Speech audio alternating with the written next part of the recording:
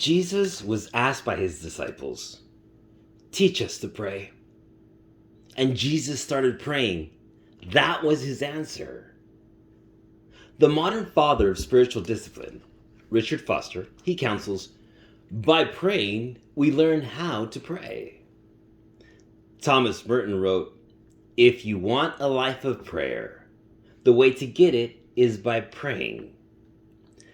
The spiritual giant, Mother Teresa, instructed, if we really mean to pray and want to pray, we must be ready to do it now. Prayer is more practice than theory. So let me offer a starting place with the phrase borrowed from John Chapman. Pray as you can. Don't just try it. Don't pray as you can't. If you can't pray for an hour, great, don't try it. It'll feel like an eternity. Pray for a minute. Pray as you can. And don't try to pray as you can't. If you zone out every time you start to pray at home, pray while you're running errands, or exercising, or walking down the sidewalk. If you can't concentrate enough to pray aloud, well then journal your prayers with paper and pen. If you can't pray with hope and faith, God isn't bothered. He wants you to tell him about your doubt and disappointment. If you can't pray with phrases of praise and adoration, don't fake it. Pray your complaints, your anger, pray your confusion. And if you're more comfortable with cynicism than innocence, unsure about your motives, afraid of silence, afraid of an answer, or pretty confident you aren't doing it right, hey, you're in the perfect starting place. Pray as you can.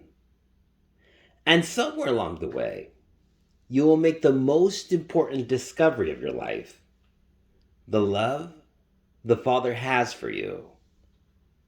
That discovery is God's end of the deal. Your part is just to show up honestly. Show up. Just keep showing up. That's the one non-negotiable when it comes to prayer.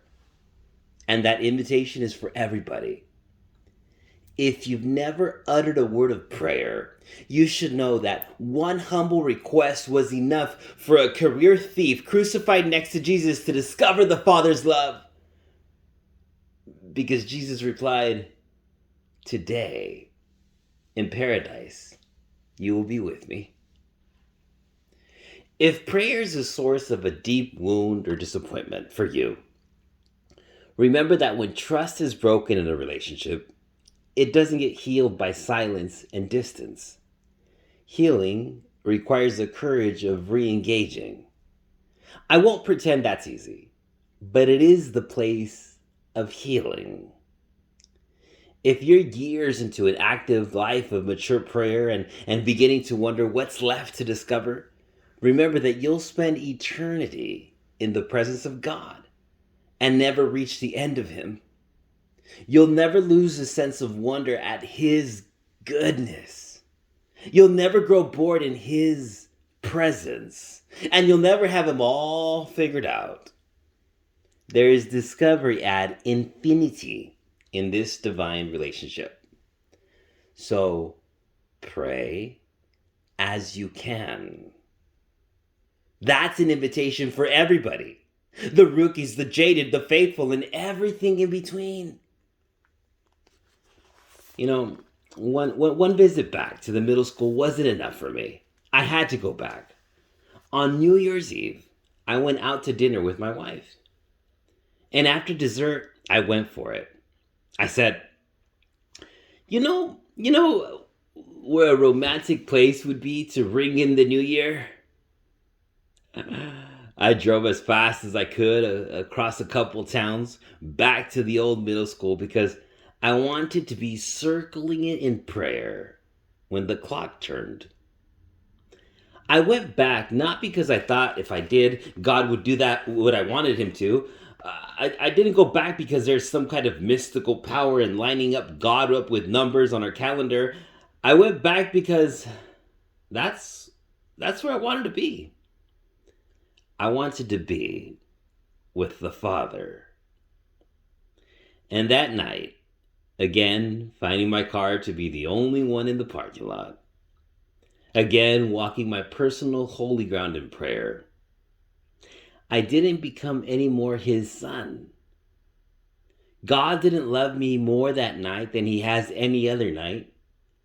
And I didn't belong to him any more entirely than any other person out dancing and doing the champagne toasts. But in a world that for the most part rejects him, ignores him, and chooses any distraction over him, imagine how much it must bless the heart of the Father to hear, "Dad, I want to be with you. I choose you, God, over every other option." Prayer is about presence before it's about anything else. Prayer doesn't begin with outcomes. Prayer is a free choice to be with the Father, to prefer his company.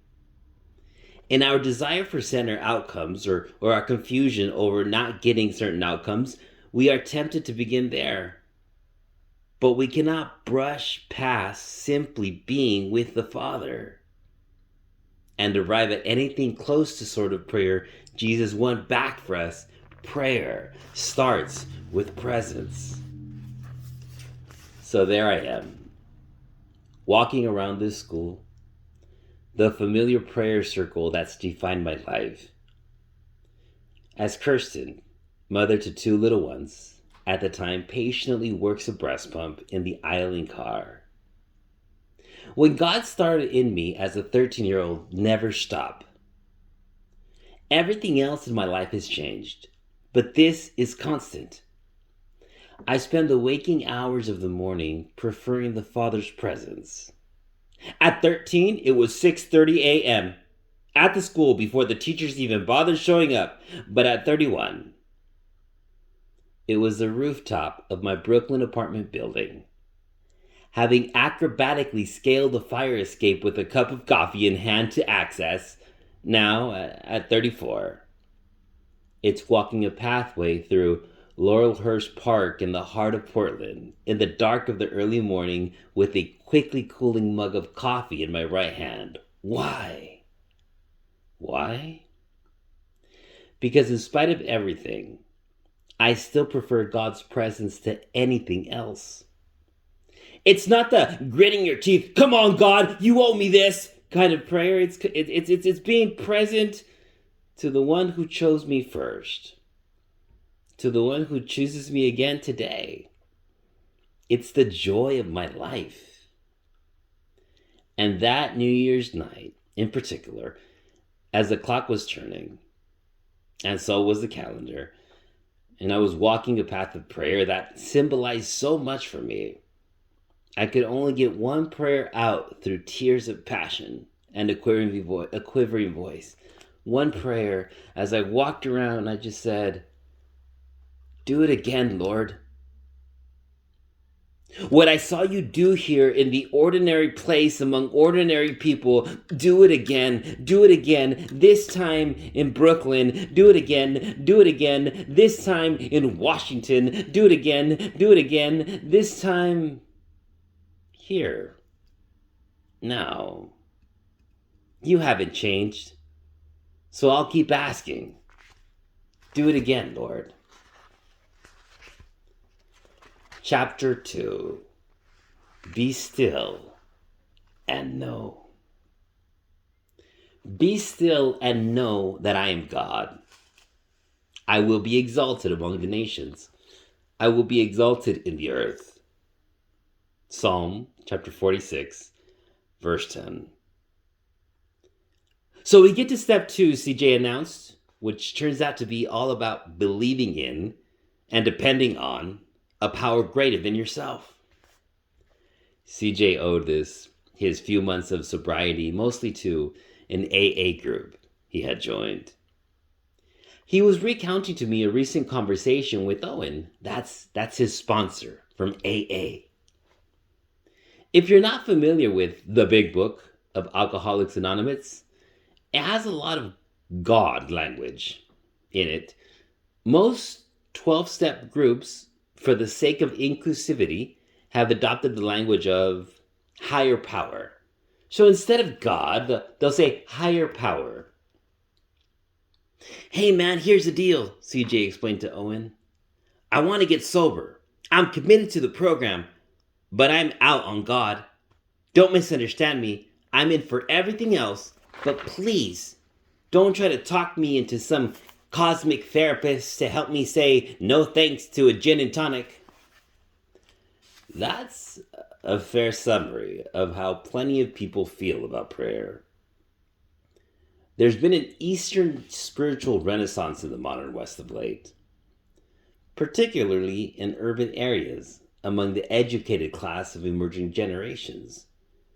Practices like Buddhist mindfulness, meditative yoga, emptying your mind, chants, anything that gets anyone to some elusive, centered state. So yeah, I'll pray, many subconsciously think. If by prayer we're talking exclusively about something happening in me, some kind of spiritual meditation, I can get on board with that. But actual communication with a divine being, a divine, intelligent being, enough to have created me, everything I know, and everything I experience, come on. If a such being exists, the idea that he would be at my beck and call for conversation is pretty absurd. So a couple of days later, Owen calls CJ, just as the workday is drawing to a close, and says, I'm in front of your place in my car. Come on out and get in the car. Where are we going? CJ asks. Just get in. They drive deep into Brooklyn, the car finally backing into a vacant spot with an expired meter along the Coney Island boardwalk. The two of them walk out onto the beach together on a brisk November day. They sit down on the sand next to each other and just look, watching the sun set over the horizon, the gray-blue water extending far beyond what they can see, as the cold wind whips against their faces and cuts through their jackets. They just look. Neither of them speaking for a minute or two. Eventually, Owen breaks the silence with a question. Do you see anything here more powerful than you are? CJ hesitates and then says slowly, yeah. Great, Owen said. Start there. Owen drove CJ where he wasn't going on his own to show him that what he wasn't seeing for himself. The question, do you see anything here more powerful than you? In other words, can you see yourself, your tiny self, in the midst of this vast expanse beyond you? Can you see yourself from God's perspective for just a moment? Owen was introducing CJ to the stillness and wonder from which all prayer emerges. Prayer doesn't begin with us. Prayer begins with God. Prayer doesn't start with speaking. Prayer starts with seeing.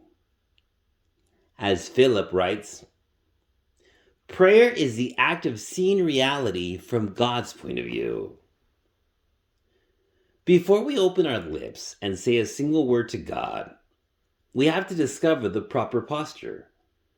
But we'll need the right sponsor, a mentor in prayer who will take us where we weren't planning to go to show us what we aren't currently seeing. For that, we turn to David.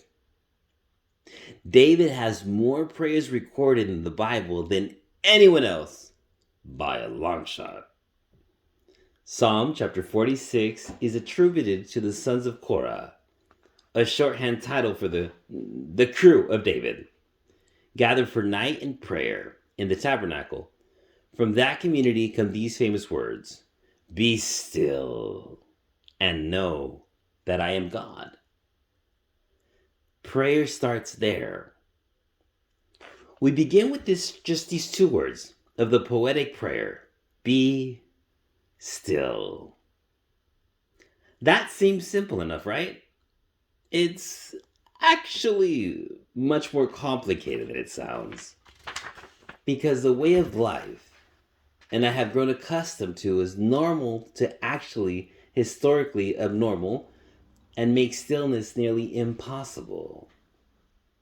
The historically abnormal but universally accepted modern Western lifestyle is largely the result of three groundbreaking inventions.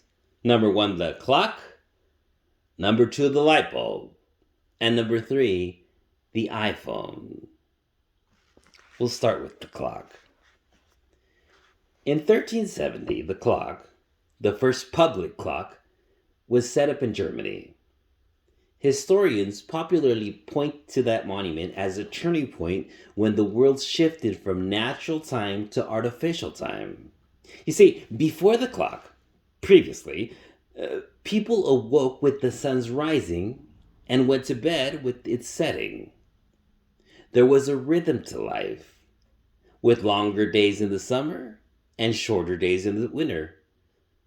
As of 1370, when people started managing their time artificially, time shifted from being a limit governing our lives to a resource used according to our individual agendas. Now, the light bulb. Remember the light bulb? Well, in 1879, Thomas Edison invented the light bulb, which, among other things, cut way back on our sleep time. Prior to the light bulb, the average American slept 10 hours a night. With the increased potential for human activity, technology took off. By 1960, central air conditioning and heating, microwaves, dishwashers, and laundry machines were common in American homes. Around that time, sociologists commonly started making predictions about human life and what it would be like by the time you and I are living. And pretty much everyone was on the same page. It would be, today, a dramatic increase in leisure and ease of life. A Senate subcommittee in 1967 jointly predicted that by 1985, the average American would work 22 hours a week for 27 weeks a year because of all the leisure time this new technology would free up. In average, in reality, the average time people spend on leisure has decreased since the 1980s. Technology has continued to advance and save us time. They got that part right. What they misjudged was how we would use it. We've spent that time on things other than deep rest. The iPhone.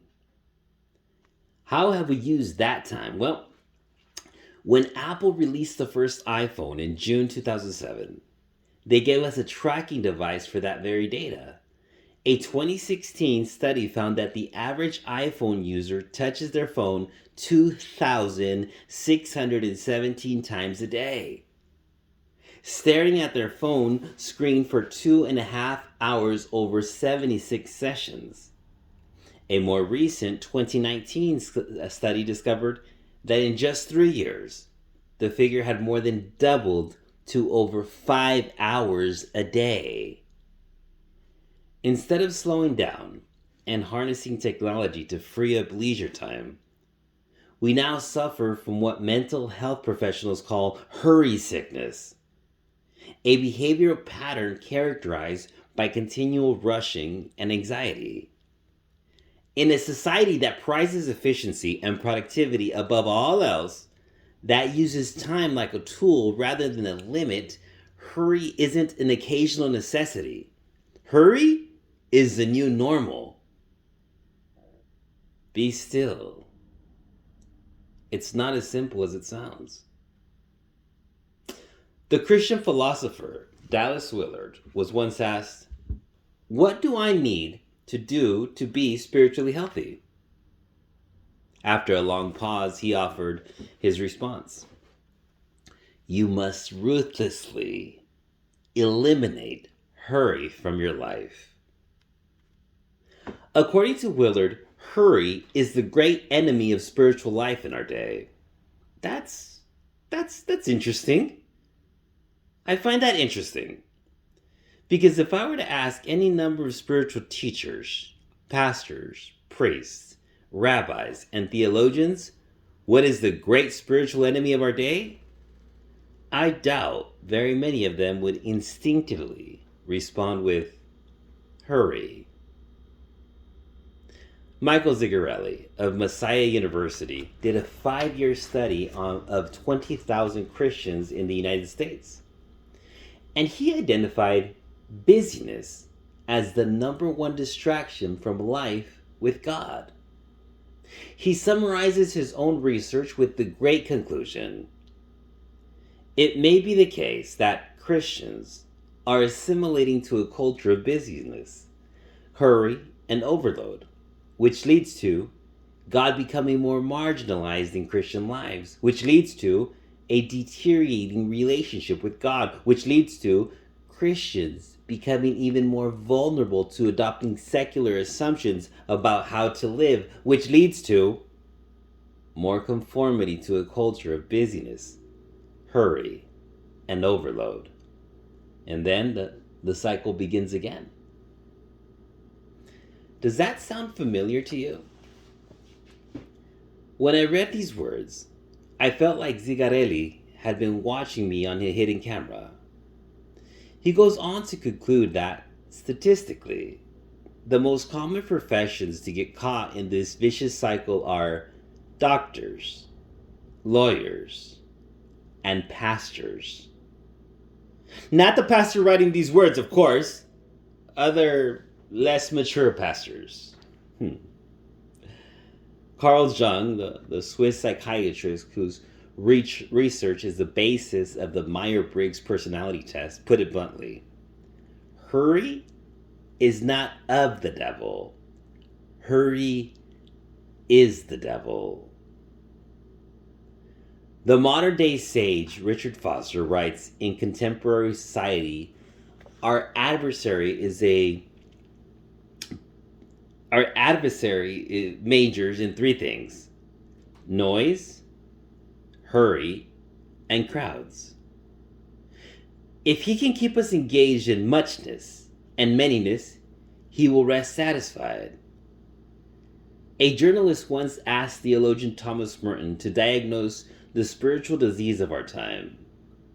Merton gave a one-word answer: efficiency.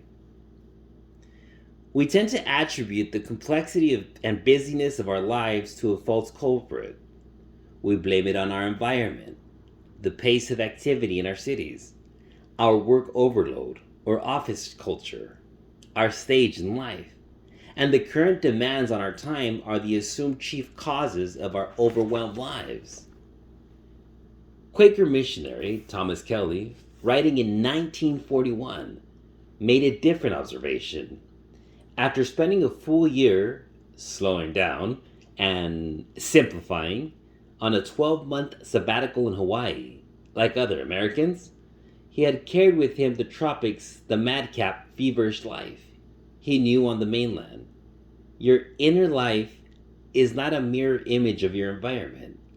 If anything, the opposite is true. We create an environment that mirrors our inner life. Kelly observed, strained by the very mad pace of our daily outer burdens, we are further strained by an inward uneasiness, because we have hints that there is a way of life vastly richer and deeper than all this hurried existence. A life of unhurried serenity and peace and power. If only we could slip over in that center. If only we could find the silence which is the source of that sound. All of these teachers are circling around the same thing: hurry, is the great enemy of spiritual life in our day. I'm sure that David's crew, when they wrote the Psalms, want all of us to be mentally and emotionally healthy. But what's at stake isn't only our ability to stay centered. When this psalm urges us to be still, it's not pushing us toward a self-care retreat. It's undermining an ancient conspiracy all the way back at the beginning of the story. Adam and Eve took and ate the forbidden fruit from that one forbidden tree. They sinned. They hid, made clothes, argued, and blamed. They dealt with their sin through muchness and manyness, busyness, and hurry. And ever since then, we've always found it easier to ignore the truth as long as we never stop moving. In the fall of humanity, we mastered the art of hurry. And so we end up as good people, but as people who are not very deep. Not bad, just busy. Not immoral, just distracted. Not lacking in soul, just preoccupied. Not disdaining death, just never doing the things to get us there. We try to import prayer into our hurried lives, treating the symptoms but avoiding the full detox. And the result is lip service to God, while effortlessly conforming to culture remains the vice to God. It remains the one true God we worship. We can keep the illusion, ignore the truth, as long as we never stop moving. Dear listener, I know how important you are. I know you've got a ton of work, and I know you have a ton going on at work and have many demands at home. I know there are people who depend on you, a Netflix queue that needs attention, and a social media personality the internet cannot live without. But can I gently remind you that the sons of Korah practiced the prayer of prostrate stillness as surely did David as the king of a nation in a world of tribal warfare. I go to bed worried about deadlines, bills, and to-do lists. David hit the pillow worried about the enemy camp in the hill country and waiting for right moment to charge. And David, King David, he prioritized time for stillness. He had a habit of stillness that allowed him to see his own life from God's perspective. Be still. The Latin term is vacate, from which we get the English word vacation. The invitation of prayer anytime, anywhere, is this: take a vacation. Stop playing God over your own life for a moment. Release control. Return to the created order. Be still. Prayer begins there. But that's only the beginning. Hey, let me ask you this. What were you doing on August 21st, 2017? You probably won't remember just by thinking back to that date.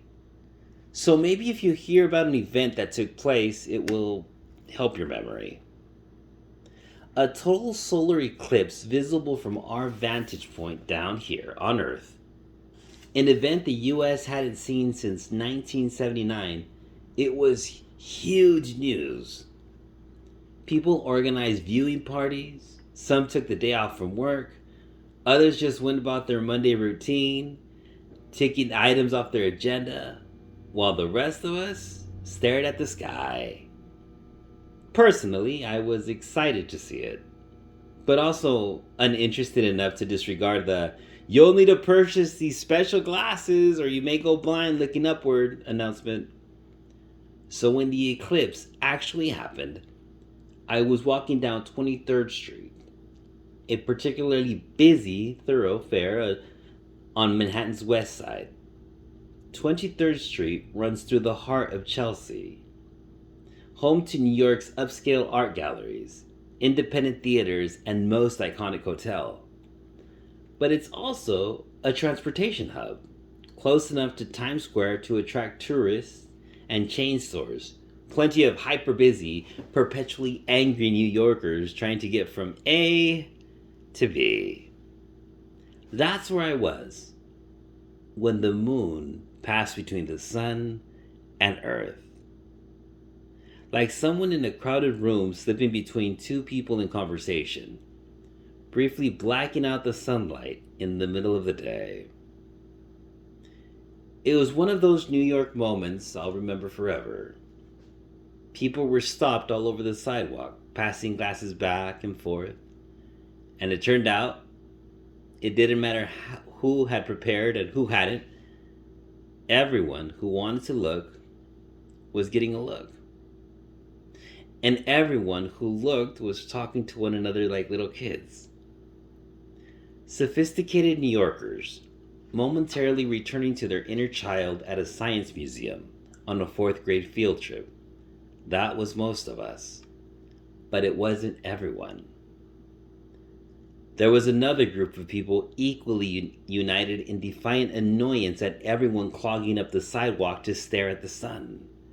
They grunted and scoffed their way through the crowd. Adult children disguised in business casual, using every nonverbal means of communication imaginable to say, "I'm really, really important and you're in my way." That posture of annoyance was particularly ironic in light of perspective. See, if you reverse the perspective from the edge of the cosmos looking down instead of from 23rd Street looking up, things look quite a bit different. From that angle, the annoyed, hustling, and bustling, highly important people angling their way through the obstacle course of onlookers seem insignificant. Our sun and moon and 8 planets are just one little neighborhood among an estimated 200 billion neighborhoods that make up our universe. If we think of the Milky Way galaxy as being the size of the entire continent of North America, our solar system would fit into a coffee cup. 2 Voyager spacecrafts are cruising toward the edge of the solar system at a rate of more than 35,000 miles per hour. They've been doing that for more than 40 years and have traveled more than 11 billion miles with no end in sight. When NASA sends communication to one of those Voyagers traveling at that velocity, it takes about 17 hours to get there. That data has led scientists to estimate that to send a speed of light message to the edge of the universe would take more than 15 billion years to arrive. So yes, Chelsea art dealer, you are very important. But when we think about what we're gazing at while you're making your agitation known through grunts and mumbles, you're also impossibly young, urgently expiring, and unbelievably small. You and I see the world with our own 2 eyes. And from that minuscule perspective, we tend to convince ourselves that we are in control, directing our own lives and scripting our future. We come back again to the truth. Prayer is the act of seeing reality from God's point of view. God is the one who calls us to be still and know that I am God. Psalm chapter 8 marvels at this very wonder. When I consider your heavens, the work of your fingers, the moon and the stars, which you have set in place, what is mankind that you are mindful of them? Human beings that you care for them. All of our scientific discoveries in the thousands of years since this simple prayer was written have only confirmed its wisdom. in the vast expanse, who is this God who would concern himself with the likes of me? The great scandal and most important work of prayer is simply to let ourselves be loved by God. There's a good kind of small, and it comes with wonder at the God who is big enough to fashion the cosmos with his breath and personal enough to take a real interest in the events of my day and the fluctuation of my emotions. See, I love cities. Gritty, bustling, diverse urban streets have been home to me for the whole of my adult life. I feel more at home on a crowded, smelly subway platform than on a rural back road or a suburban strip mall. But, as is true for anywhere else, there are pros and cons. The way I see it, there's one obvious drawback to living in a major city: the sky above. The bright lights of the city below drown out the lights in the night sky above. Stars are mostly invisible from a city street. Isn't there profound symbolism in the fact that our artificial lights drown out the heavenly lights? Unless you get a particularly clear, dark night, we've found a way to darken the stars. A way to pretend that we are all we see here on the ground and that's all there is. The stars are still there. But in the city, the lights of our offices that stay on late, bright advertisements vying for our attention, the yellow glow of so many lamps in so many apartment windows, that all works together to drown out the lights that remind us of how small we are. It all works together to convince me that the world from behind my tiny perspective is all there is. City dwellers are in danger of missing what David saw: our lives against the backdrop of something bigger. What started with Adam and Eve never stopped.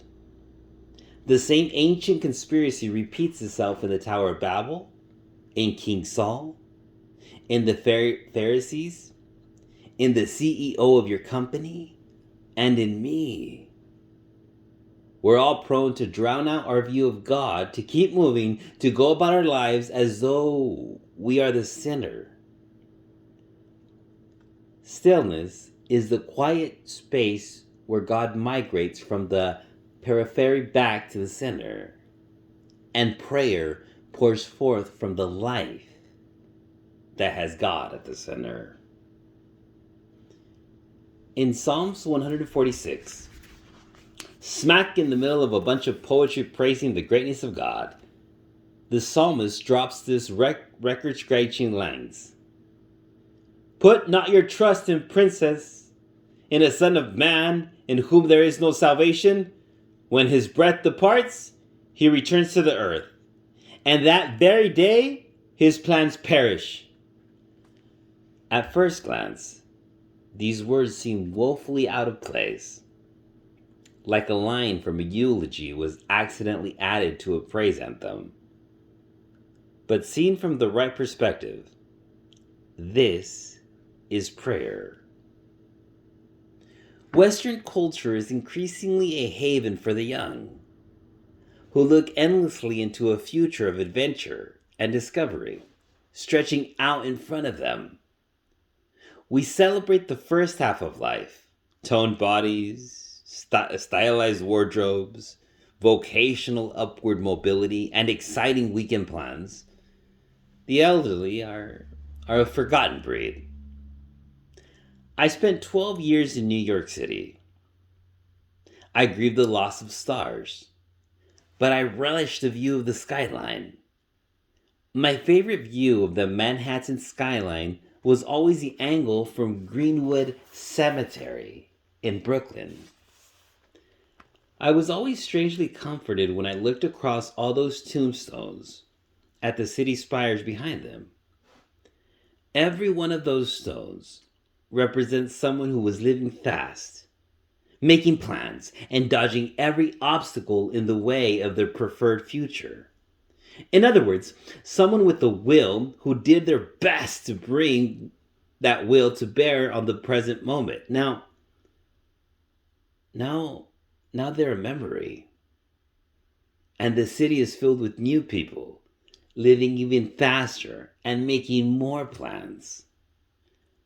This view has a way of reminding me that everything I'm stressed about, every conflict that's replaying in the back of my mind, every anxiety churning in my stomach, and every preoccupation I have about tomorrow morning, all of that noise one day will cease. When his breath departs, he returns to the earth. On that very day, his plans perish. Those tombstones are an important reminder of how temporary I am. In Psalm chapter 39, another of David's prayers reads, "Show me, Lord, my life's end and the number of my days. Let me know how fleeting my life is. You have made my days a mere handbreadth. The span of my years is as nothing before you. Everyone is but a breath, even those who seem secure." By now, you know what David's doing when he prays. He's undermining the most ancient conspiracy. The lie whispered just before Adam and Eve plucked the forbidden fruit was, "You will not certainly die." That lie wreaked havoc on the human soul and social order. So a prayer like, "Let me know how fleeting my life is not self-deprecating or depressive. It's self-aware victory. To turn our fast lives into stillness and our busy minds into solitude is an act of rebellion against the curse that runs through our veins. When we live in constant noise, we forget our mortality and the consequences of the furthest reaching variety. Live like this world and this life is all you've got, and you'll lose everything. You'll lose yourself in trying to be everything for everybody.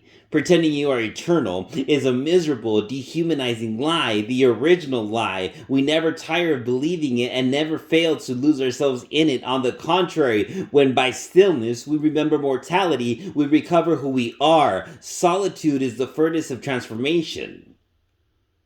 Without solitude, we remain victims of our society and continue to be entangled in the illusions of the false self. Solitude is the place of great struggle and the great encounter. The struggle against the compulsions of the false self and the encounter with the loving God who offers himself as a substance of the new self. David was with God, pleading to remind him that he is temporary, not because he was depressed, but because it would show him his true value. What is mankind that you are mindful of them? Human beings that you care for them. You have made them a little lower than the angels and crowned them with the glory and honor. When I pray, when I see myself as I really am from God's perspective, I behold not only my own smallness, but also how valuable I truly am to God. David goes on praying things like, "God keeps count of my anxious tossing while trying to sleep and bottles up every shed tear I've ever shed. God's good thoughts toward me outnumber the grains of sand in the whole world's beaches." Where does someone get the moxie to pray like that? David is free enough to admit he's not in control, not all powerful, not enough, and doesn't have to be. He's not wallowing in his lack. David is celebrating it. When you see how great God is and how fragile and fleeting you are, you equally see how profoundly you matter. The Creator has time for you. You and I are clay jars. We are dust. But God has hidden redemption in us. God has hidden away a kind of life that never stops in us. Only when you see who you really are can you also see profoundly how much you matter. The creature only needs a certain degree of awareness of what it really is, and it will break forth into prayer. Be still and know that I am God. Slow down. Remember God really is. Remember who you really are. That's prayer. Jesus was intentional about his own practice of stillness. He began his ministry with 40 days of wilderness solitude. He retreated into stillness before he chose the 12 disciples from his growing crowd of followers. After he healed a leper, and as he sent out his followers to minister to the surrounding villages. Frequently, Jesus Christ of Nazareth, he slipped away from the crowd late at night and early in the morning, usually to the Mount of Olives, which seemed to be his preferred setting for quietness. He retreated into the company of the Father from the noise of praise and criticism alike, escaping the clamor of the crowd in the face of objective success and apparent failure to listen, instead to the still, small whisper of the Spirit.